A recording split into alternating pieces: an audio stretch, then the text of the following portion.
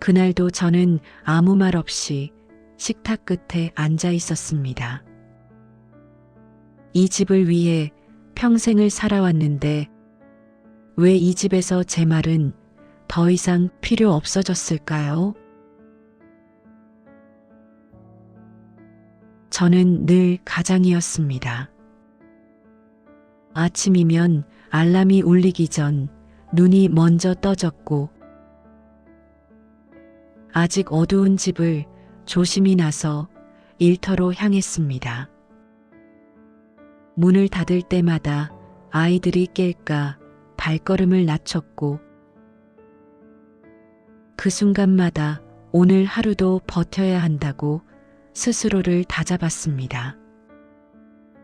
일은 늘 많았고 시간은 늘 부족했지만 힘들다는 말은 쉽게 나오지 않았습니다. 가장이라는 이름 앞에서 제 감정은 항상 뒤로 밀렸기 때문입니다. 저녁이 되어도 곧장 집으로 돌아오지 못했습니다. 야근, 회식, 부탁이라는 이름의 일들이 저를 붙잡았고 집에 도착하면 불은 이미 꺼져 있었습니다. 잠든 가족의 얼굴을 한 번씩 바라보며 이 시간이 헛되지 않기를 바랐습니다. 누군가는 그걸 책임이라 불렀고 저는 그 말에 아무 의심도 하지 않았습니다. 아이들 학원비, 달력이 바뀔 때마다 빠져나가는 생활비, 어느새 날짜까지 외우게 된 집 대출금. 월급날은 기다림의 보상이라기보다 통장을 스쳐 지나가는 하루짜리 일정 같았습니다. 돈은 들어오자마자 이미 정해진 이름들로 나뉘어 흩어졌고 제 손에 머무르는 시간은 늘 잠깐이었습니다. 제 이름으로 된 건 통장 하나뿐이었지만 그 통장은 늘 비어 있었습니다. 잔액을 확인하는 일은 어느 순간부터 하지 않게 되었습니다. 보더라도 달라질 게 없다는 걸 이미 알고 있었기 때문입니다. 몸이 불편해 병원에 갈 일이 생겨도 크게 아픈 게 아니라면 다음으로 미뤘습니다. 검사보다 참는 게 먼저였고 약값보다 일정이 먼저였습니다. 옷은 해질 때까지 입었고 신발은 밑창이 닳아 비 오는 날 물이 스며들어도 조금만 더 신자며 넘겼습니다. 필요한 것이 생길 때마다 가장 먼저 떠올린 건 언제나 제 몫이 아니라 가족의 몫이었습니다. 제 욕심은 늘 생각의 끝자락에 두었고 그마저도 오래 붙잡아 두지 않았습니다. 나중에 하지 뭐. 그 말은 그때그때를 넘기기 위한 잠깐의 선택 같았지만 어느새 습관이 되었고 시간을 견디기 위한 제 나름의 변명이 되었습니다. 몇 년만 참자던 말은 해마다 조금씩 늘어났고 그러는 사이 계절은 수없이 바뀌었습니다. 돌아보니 몇십 년이 지나 있었습니다. 그동안 제 삶은 어디에 있었는지, 언제부터 제 이야기를 조용히 접어두었는지, 이제는 정확히 떠올리기조차 어렵습니다. 아이들은 자랐고 각자의 삶을 가지게 되었습니다.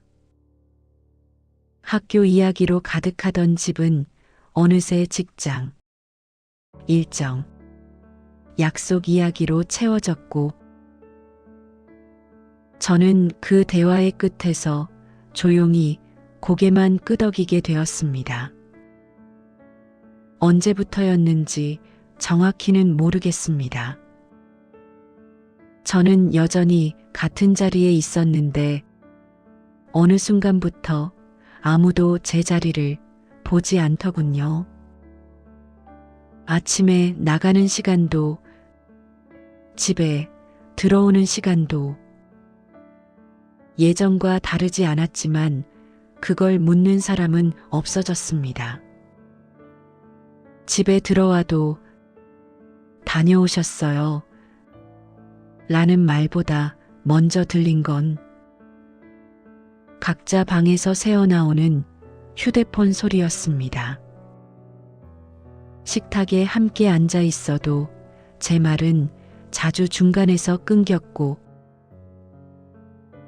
끝까지 이어지지 못한 문장은 괜히 더 길게 입안에 남았습니다. 가족의 중요한 결정들은 이미 정해진 뒤 짧은 설명으로 전달되었고 저는 동의하는 사람처럼 고개를 끄덕이는 역할만 남았습니다. 의견을 묻지 않는 게 서운하다기보다 굳이 묻지 않아도 되는 사람이 된 것 같아 마음이 묘했습니다. 한때는 집의 중심에 있다고 생각했는데 지금은 그저 자리를 차지하고 있는 사람처럼 느껴졌습니다. 소외라는 말은 어울리지 않는다고 스스로를 설득했지만 조용한 저녁마다 그 단어가 마음속에서 자꾸만 고개를 들었습니다. 어느 날 문득 그런 생각이 들었습니다. 별다른 계기도 없었고 누가 묻는 사람도 없었는데 이상하게 그 질문이 혼자 남은 저녁에 불쑥 떠올랐습니다. 나는 언제 나를 위해 살아본 적이 있었을까? 잠시 웃음이 나왔다가 곧 입을 다물었습니다. 대답이 금방 나올 줄 알았는데 머릿속은 의외로 조용했습니다. 젊을 적부터 해야 할 일은 늘 분명했습니다. 가족을 책임지는 일, 버티는 일, 흔들리지 않는 일. 그 사이에 제가 무엇을 원했는지, 어떤 사람이었는지는 자연스럽게 사라졌습니다. 기억을 더듬어 봐도 나를 위해 선택했던 순간은 쉽게 떠오르지 않았습니다. 항상 다음으로 미뤄졌고 언젠가라는 말로 덮어두었습니다. 가족을 위해 산 인생이 틀렸다고는 생각하지 않습니다.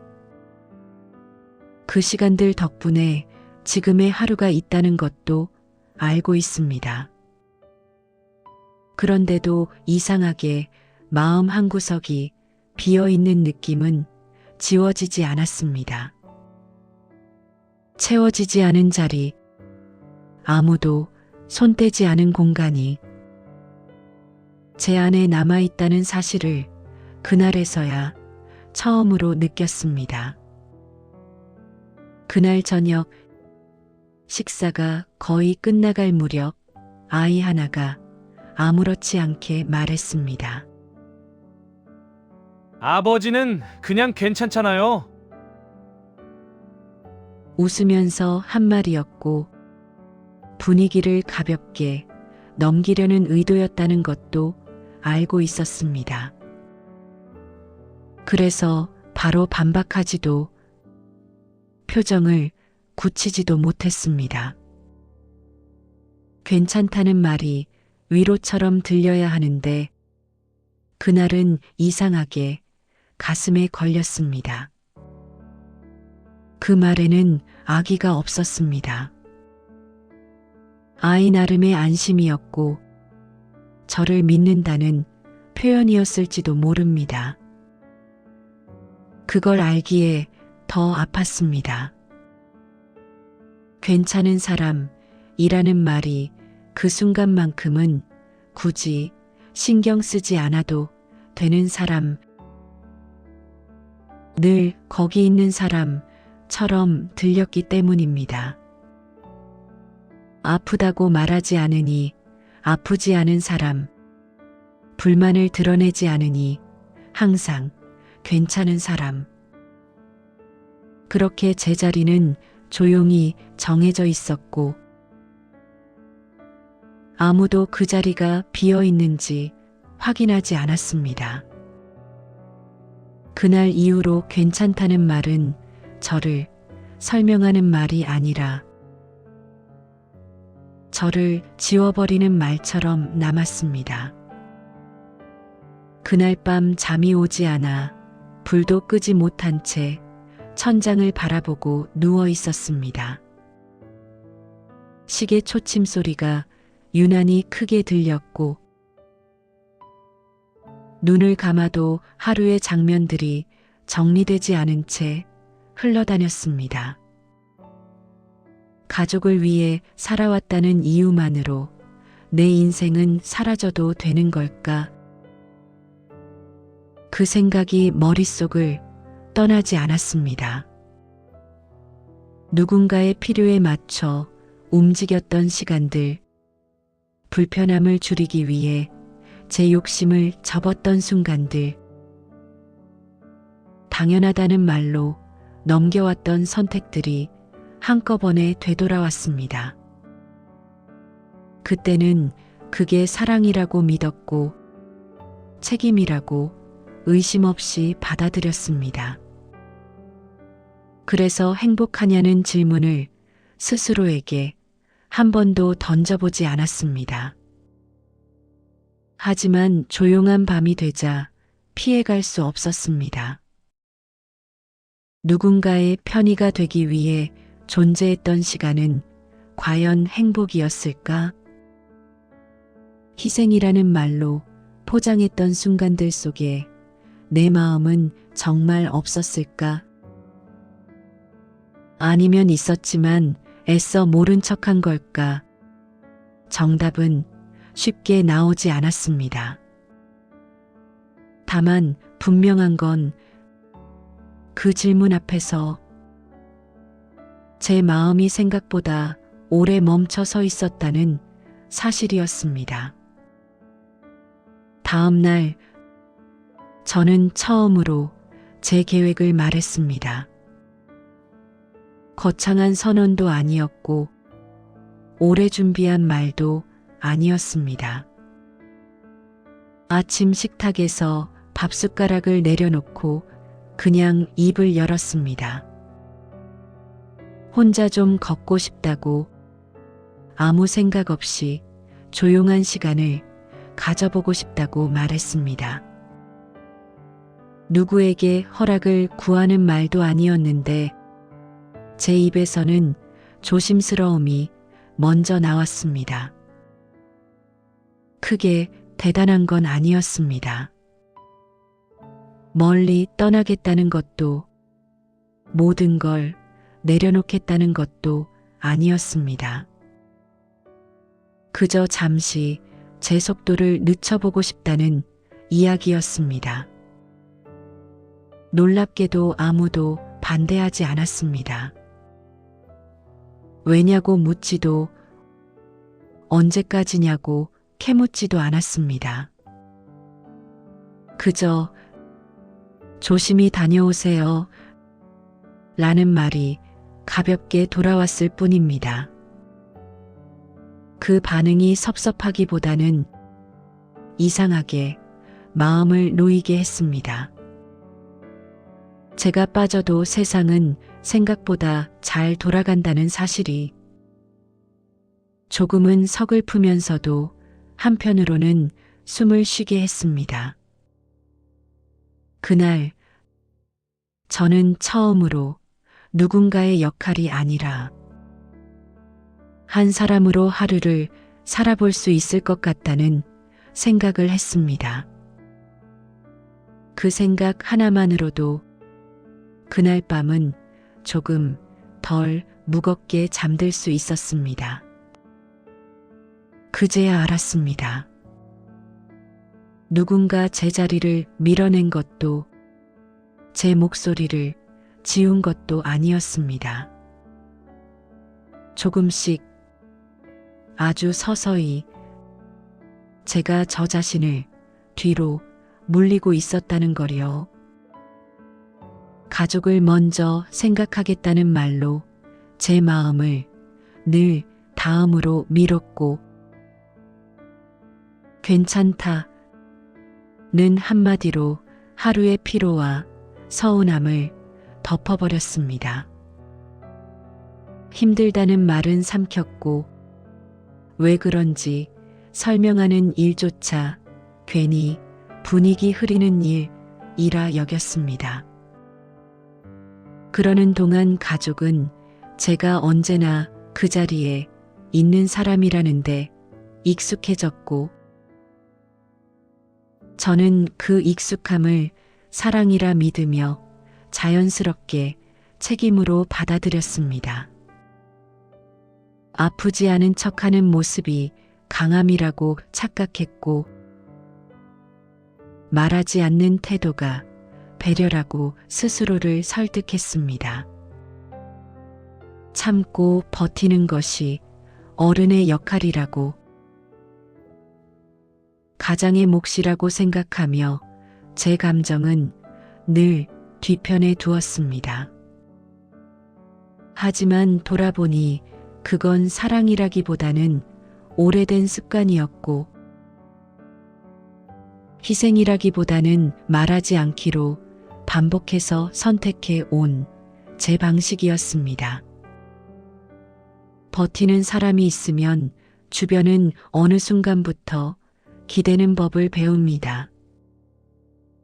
그리고 그 기대가 당연해지는 순간 버티는 사람은 점점 배경처럼 희미해집니다. 저 역시 그렇게 항상 거기 있는 사람으로만 남아 있었습니다. 저는 가족을 지킨다고 생각했지만 정작 저를 지키는 일은 단 한 번도 제 일로 여기지 않았던 겁니다. 그 사실이 부끄럽기도 했고 가슴 한켠이 묵직하게 아프기도 했지만 이상하게도 마음 한쪽에서는 오래 쥐고 있던 숨을 조금 내려놓은 듯한 가벼움이 느껴졌습니다. 이제는 압니다. 사랑은 한 사람이 버텨서 남는 게 아니라 서로가 함께 있어줄 때 비로소 이어진다는 걸. 그날 저는 처음 알게 되었습니다. 가족을 위해 산 인생은 분명 자랑스러운 시간이었습니다. 먹고 사는 걱정을 대신 짊어졌고 흔들리지 않으려 애써 버텨왔던 날들 역시 부정하고 싶지 않습니다. 그 시간들 덕분에 가족이 웃을 수 있었고 하루가 무사히 이어질 수 있었다는 것도 잘 알고 있습니다.